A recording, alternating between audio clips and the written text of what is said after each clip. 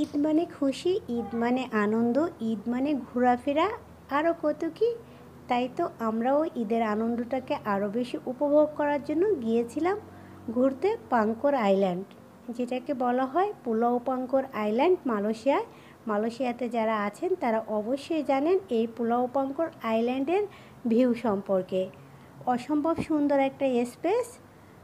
সুপ্রিয় দর্শক, কাছে দূরে যে যেখানে বসে আমার এই ভিডিওটা দেখবেন, সবাইকে আরেকবার ওয়েলকাম জানাচ্ছি আমার এই ছোট্ট চ্যানেলে।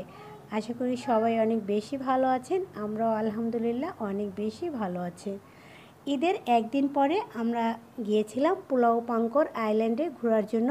তো সেই ভিডিওটার এই প্রথম পার্ট আজ আমি আপনাদের সাথে শেয়ার করছি। কিভাবে যেতে হবে A to Z আমি এই ভিডিওতে বলে দিব। যারা মালয়েশিয়াতে আছেন তারা অবশ্যই জানেন এই পুলাও পাঙ্কর আইল্যান্ড সম্পর্কে। আপনি যদি কুয়ালালামপুরে থাকেন, সরাসরি কুয়ালালামপুর থেকে আপনাকে গাড়ি নিয়ে যেতে হবে লুমুট ফেরিঘাট। লুমুট ফেরিঘাট এখানে আপনাকে KL থেকে বা কুয়ালালামপুর থেকে যেতে যদি জ্যাম থাকে আপনাকে 3.5 থেকে 4 ঘন্টা সময় লাগবে, আর যদি জ্যাম না থাকে দেন 3 ঘন্টাই এনাফ। তো আমরা কিন্তু কথা বলতে বলতে অলরেডি লুমুট ফেরিঘাটে মানে পাঙ্কর লুমুট আইল্যান্ড ফেরিঘাটে পৌঁছে গেছি। তো এখানে আমার বেবির বাবা এবং বেবি ওখানে ওরা গাড়ি থেকে নেমে হেঁটে হেঁটে ফেরিঘাটের দিকে যাচ্ছিল, মানে ফেরিতে ওঠার জন্য। আসলে এটাকে ফেরি বলে না, জাস্ট ছোটো লঞ্চ বলে আমার কাছে মনে হয়, কিন্তু এরা আসলে এদেশে ফেরি বলে। আমরা অবশ্যই টোটাল 6 জন গিয়েছিলাম, আমার বোনের হাজব্যান্ড এবং আমার হাজব্যান্ড, আমি এবং আমার বেবি, টোটাল 6 জনই আমরা এখানে গিয়েছিলাম। তো ওরা আস্তে আস্তে হেঁটে হেঁটে ফেরিতে ওঠার জন্য যাচ্ছে। ফেরিটা আসলে আমি বলি না এটাকে, আমি আমাদের দেশে মানে এটাকে ফেরি বলে না, এটাকে লঞ্চই বলে, জাস্ট ছোট লঞ্চ যেটাকে বলা হয়, বা জেটিও বলতে পারেন এক কথায়। জাস্ট আমাদের দেশে তো ফেরিটা অনেক বড় থাকে, কিন্তু এখানে খুবই ছোট। তো ফেরিঘাটে এখানে ওয়েটিং রুম আছে, যদি কেউ মানে বেশি টায়ার্ড হয়ে যায় সেক্ষেত্রে এখানে ওয়েট করতে পারেন। তো আমরা আসলে বেলা 2টার জেটিটা পেয়েছিলাম, তো সেই জেটিতে করেই আমরা মানে পাঙ্কর যে আইল্যান্ডটা আছে আইল্যান্ডে পৌঁছানোর জন্য উঠব। তো সেক্ষেত্রে চারিপাশের ভিউটা এতই ভালো লাগতেছিল, যেহেতু সমুদ্র সৈকত, আর সমুদ্র পছন্দ করে না বা ভালো লাগে না আমার কাছে তো মনে হয় এমন লোক খুব কমই আছে। আমার তো খুবই ভালো লাগে সমুদ্রের ভিউ নিতে, সমুদ্র পাড়ে ছবি তুলতে বা সমুদ্রে ঘোরাঘুরি করতে বা ব্রিজের পাড়ে হাঁটাহাঁটি করতে আমার কাছে খুবই ভালো লাগে। তো অলরেডি কিন্তু আমরা মানে ফেরির মধ্যে বা জেটির মধ্যে উঠে পড়েছি, আর দেখতেই পাচ্ছেন জেটিটা কিন্তু খুব বেশি বড় না, জাস্ট ছোটোই।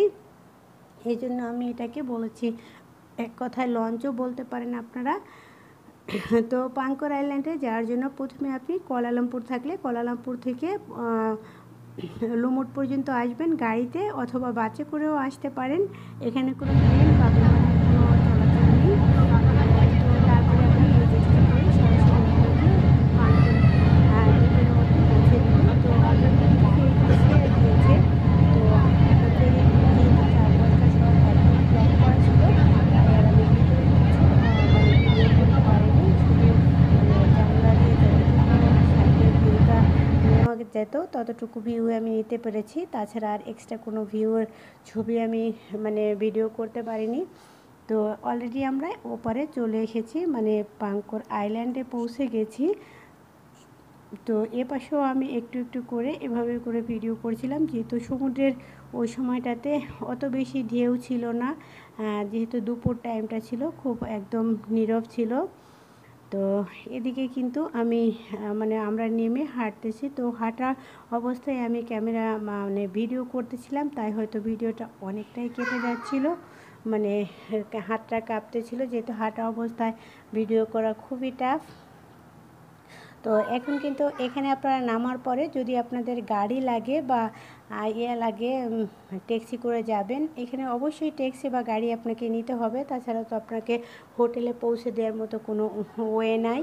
তো আর এখানে গাড়ির অনেক থাকে, লোক থাকে যারা আপনারা পুরো পাঙ্কর আইল্যান্ডটা ঘুরে দেখাবে, এরকম গাড়ি ভাড়া দেওয়া হয়।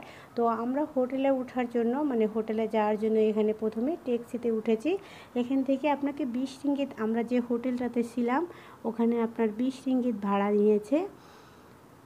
তো 20 রিঙ্গিত ভাড়া নিলেও বেশ খানিকটা পথই ছিল, যেহেতু পাহাড়ি পথ আর খুব উঁচু এবং আঁকা বাঁকা, একটু ভয় ভয়ও লাগছিল যেহেতু নির্জন দ্বীপ। আর আমরা মাত্র 4 জন আর ছোট 2 জন বাচ্চা, 6 জন ছিলাম। তো অলরেডি কিন্তু আমরা গাড়িতে উঠে পড়েছি এবং হোটেলের রুমে যাওয়ার জন্য নিয়ে নিয়েছি, প্রস্তুতি নিয়ে নিচ্ছি। তো দেখতেই পারবেন এখন এখানে রাস্তাগুলোর অবস্থা, রাস্তাগুলো এত উঁচা নিচে, অনেকে ভয়ও লাগার মতো অবস্থা। আর যে ট্যাক্সিটা আমরা এখানে নিয়েছি, বা ট্যাক্সি, আমি এখানটাকে ট্যাক্সি বলি না, জাস্ট স্কুল বাস বলতে পারেন এক কথায় যেটাকে বলে। অনেক লোক ধরে এটাতে, মানে আপনি 8 জন লোক বসতে পারবেন, এরকম ট্যাক্সি করেই আমরা যাচ্ছিলাম। আর হোটেলটা আপনাকে আগেই বুকিং দিয়ে রাখতে হবে, যেহেতু আপনি কেএল থেকে যদি যান বা দূর থেকে যান, যে আপনাকে হোটেলে উঠতে হবে, তাই চেষ্টা করবেন হোটেলটা অনলাইনে আগেই বুকিং দিয়ে রাখার জন্য। তাই আমরাও কিন্তু হোটেলটা আগেই বুকিং দিয়েছিলাম অনলাইনে, যে অনলি 1 নাইটের জন্য, যে হোটেল ভালো না হলে পরে চেঞ্জ করে নিব। তো অলরেডি কিন্তু আমরা হোটেলের ওয়েটিং রুমে পৌঁছে গেছি। আর ওয়েটিং রুমে পৌঁছে আমাদের মনটাই খারাপ হয়ে গিয়েছিল যে হয়তো হোটেলটা এত বেশি ভালো হবে না রুমটা, কিন্তু এটা আমরা নিয়েছিলাম সুরিয়া বিচ রিসোর্টে। যারা যাবেন, এটা একটু ভাড়া কম আপনাকে। সুরিয়া বিচ রিসোর্টে এটা ছিল বেড ছিল ডাবল বেড একটা, আর হচ্ছে সিঙ্গেল বেড একটা। তো রুমটা যাও মোটামুটি আমাদের ভালোই পড়েছিল, বাট টয়লেটটা আমার কাছে একদমই ভালো লাগেনি, যেহেতু আমাদের সবারই একটু প্রবলেম আছে টয়লেটের। যেখানেই যাই কিনা আমাদের হোটেল রুম এবং টয়লেট খুবই ভালো হতে হবে, না হলে আমাদের মন একদমই খারাপ হয়ে যায়। তো তাই আমরা পরের দিন রুম চেঞ্জ করে ফেলি। তো হোটেলে সব কিছু রেখে খাওয়া দাওয়া করে আমরা বসে দুপুরের খাবারটা আমার বোন নিয়ে গিয়েছিল, যেহেতু ওই টাইমটাতে ওখানে খাবার পাওয়া যায় না, যেটা আমার ফ্রেন্ড আমাকে আগেই বলে দিয়েছিল। তো অলরেডি মানে হোটেলে সব কিছু রেখে আমরা মানে বিকালের দিকে খাওয়া দাওয়া সেরে ব্রিজের পরে চলে গিয়েছিলাম। তবে সুরিয়া রিসোর্ট থেকে ব্রিজটা খুব বেশি দূরে নয়, জাস্ট 3 মিনিট লাগে, মানে দেখাই যায় একদম ব্রিজের পারে এটা। যেহেতু ব্রিজটাও খুব বড় না, মানে রিসোর্টটাও বড় না, আবার দ্বীপটাও খুব বড় না, খুবই ছোটো। আপনি 2 ঘন্টায় পুরো মানে পাঙ্কর আইল্যান্ডটা ঘুরে আসতে পারবেন, তাই গাড়িতে এরকম একটা স্পেস। তো তারপরেও মানে প্রতিটা বীজই কিন্তু অনেক ভালো লেগেছে। আর সবচেয়ে বেশি ভালো লেগেছে যেটা, এখানের পানিটা খুবই স্বচ্ছ, খুবই স্বচ্ছ। আর আমরা যেহেতু ঈদের 2 দিন পরে গিয়েছিলাম, তাই লোকেরা থেকে সমাগম ছিল না, যারা ছিল সবাই চলে গিয়েছিল। তো ওই রিসোর্ট বা অনেকটা হোটেল রুমে খালি ছিল, আর বীজেও তেমন এতটা ভিড় ছিল না। তো আমার বেবি তো সেই খুশি, মানে পানি পেয়ে সাগরে সে নামতে পেরেছে। সে অনেক দিন থেকে তার বাবাকে বলতেছিল, বাবা সাগর পাড়ে ঘুরতে যাব। তো বাবা মেয়ে হাঁটাহাঁটি দেখে আমি শুধু ক্যামেরায় পেয়েছি। তো আজ এই পর্যন্তই শেয়ার করলাম। সবাই ভালো